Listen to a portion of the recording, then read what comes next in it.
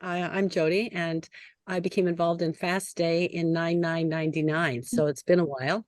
And it was with Bonnie Buxton, Brian Philcox, and Teresa Kellerman, who began what we called the butterfly wings and the bell concordance. And so we started ringing the bell in every hour, starting in New Zealand, and rang it around the world as a bell concordance at 9:09. And of course, the internet wasn't what it is today, and we didn't have Facebook or any of those kind of things, no social media. And we did it all on chat line, kind of thing. And it worked. I mean, it really worked. And then we continued to do grassroots things. And by about 2013, it was petering out. It was just like not doing as much as I wanted it to do. And one of the issues was in the beginning, we were having fun. It was just fun and silly and a happy time. And that was important to me, that it would be happy. And so when RJ came with his red shoes, I'm thinking, I got it. And my son had challenged me to start a social media campaign and see what we could do with numbers. And I said, this is what I want to do. What do you think? And he said, oh yeah, let's go for it. Let's go for it. Let's see what we can do.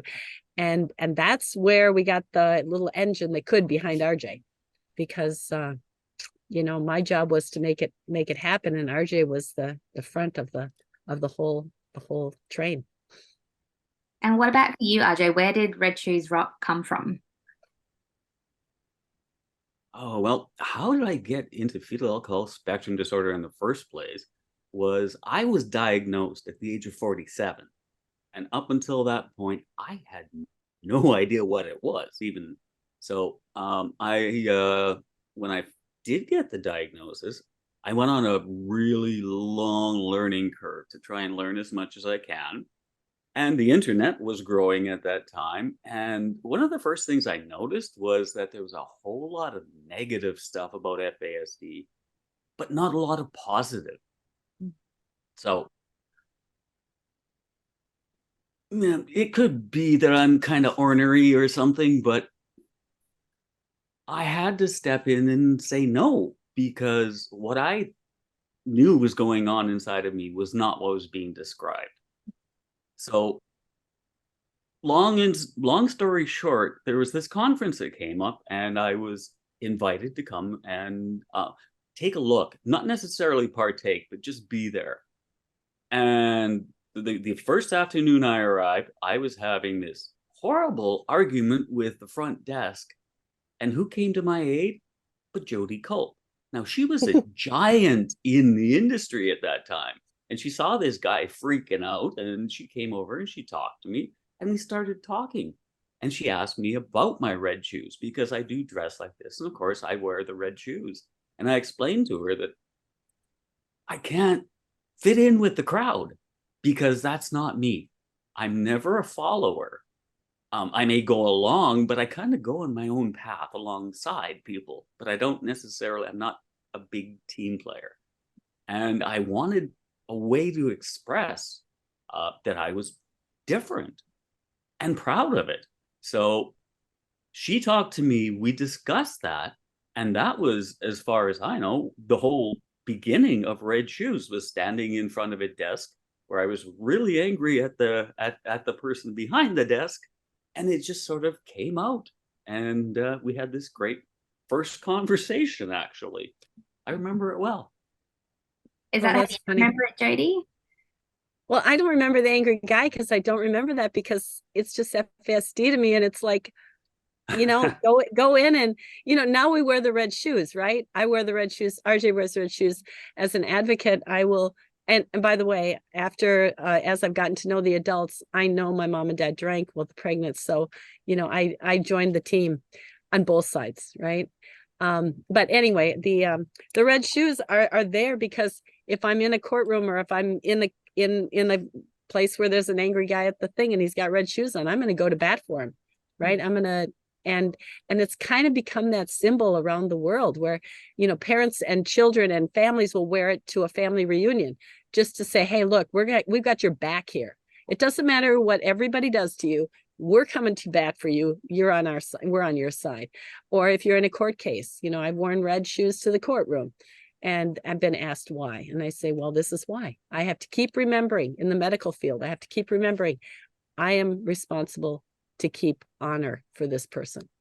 And it's done in a fun way. You know, you're in an elevator and says, "Oh, I like your red shoes." And I say, "Do you know why I'm wearing those red shoes?" No.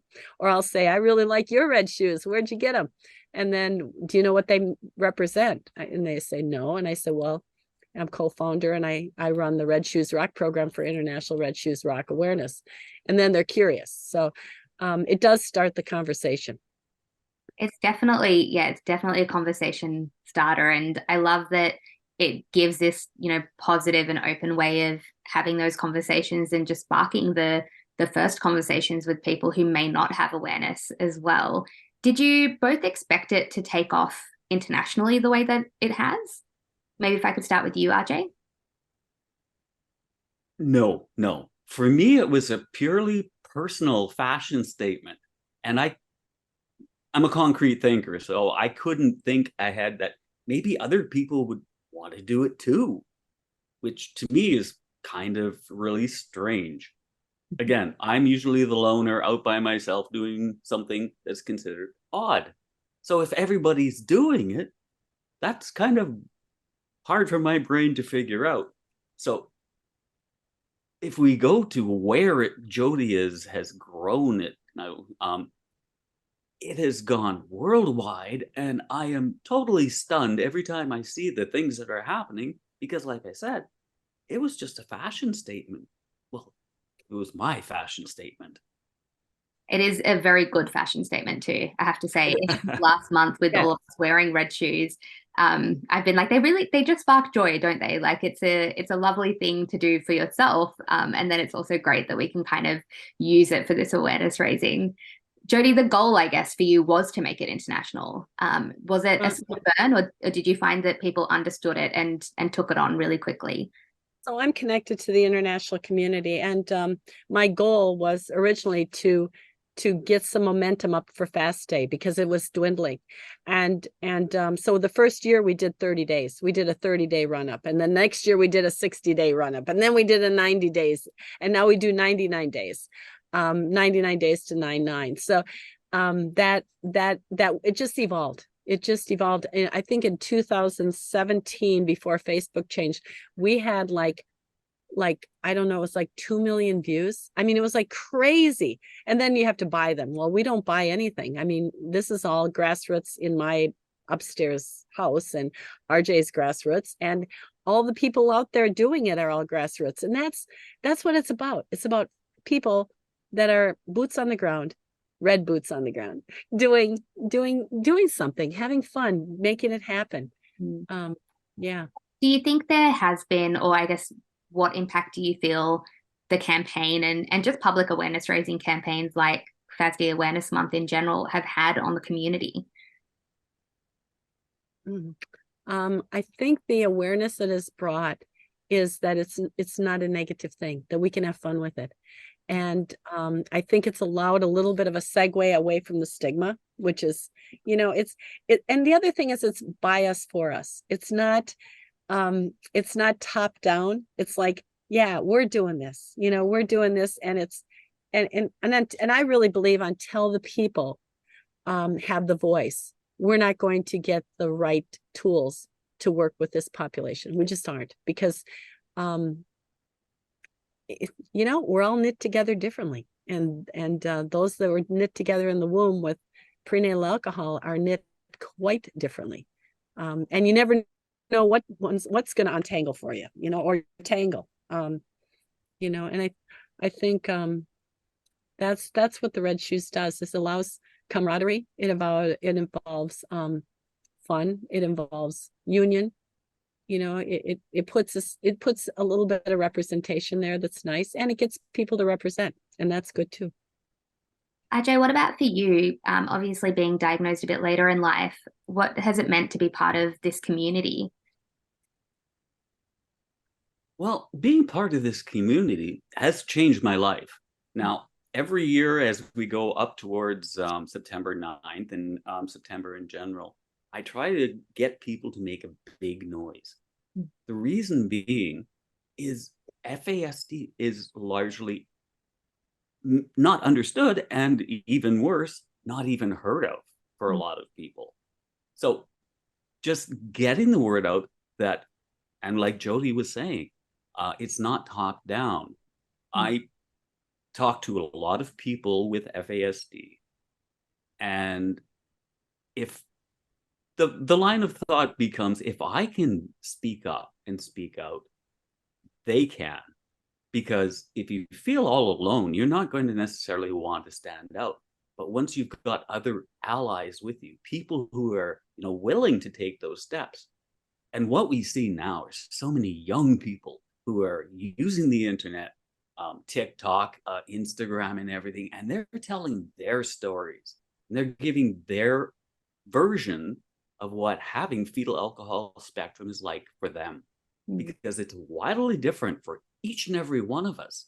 So having a voice, it gives people joy and happiness. They feel heard. And many of us have not felt heard for our entire lives. So what Red Shoes has done, and I can't take any credit for that, has brought us together in a way that we can identify with a group. That's our group. It belongs to us. It wasn't put there for us. We're making it ourselves.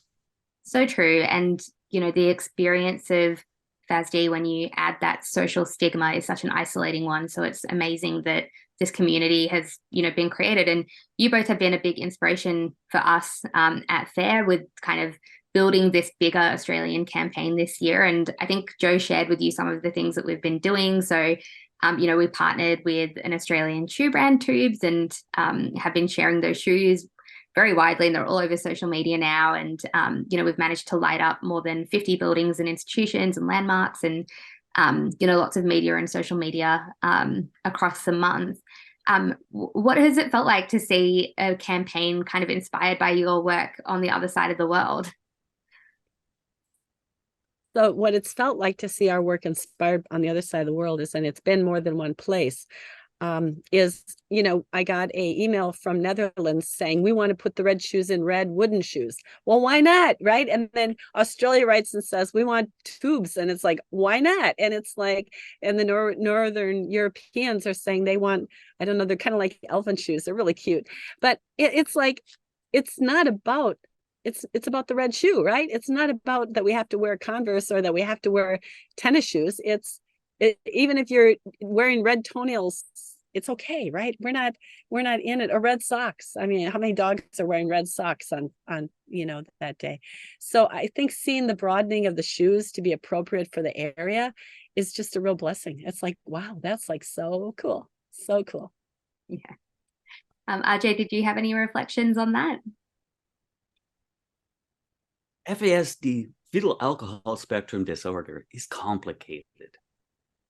And it can be really daunting for a lot of people taking those first few steps. So seeing this movement that's not local, it's not national, it's international.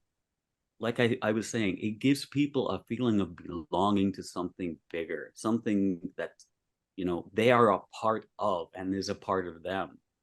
And we have people who have been in touch with us for over 10 years now, and they just keep doing more and more, and they keep telling us about how their lives are going, because we all just interconnect like almost a family. Mm-hmm. So seeing it spread around the world, I get tears in my eyes. It's just so incredibly touching, and everyone inspires me with everything that they're doing. It only makes me want to do more. That's such a wonderful sentiment of family, and that is very much what it feels like as well. Just finally, what would you've both put a lot of your life and your purpose into advocating on this issue. What would you like to see in terms of creating an impact for people living with FASD, people impacted by FASD, and also preventing it in the future? Are there any, concrete changes that you want to see in the world? Can I jump in first? Go for it. I think for many of us on the spectrum, Life is a very complicated runaround half the time.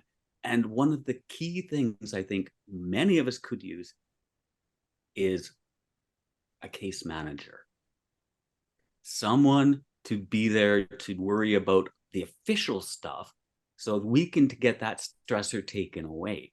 Now, we need more people to be willing to take on a role of an official case manager. So, like I said, that I think would be the biggest step we could make, is to get more case managers.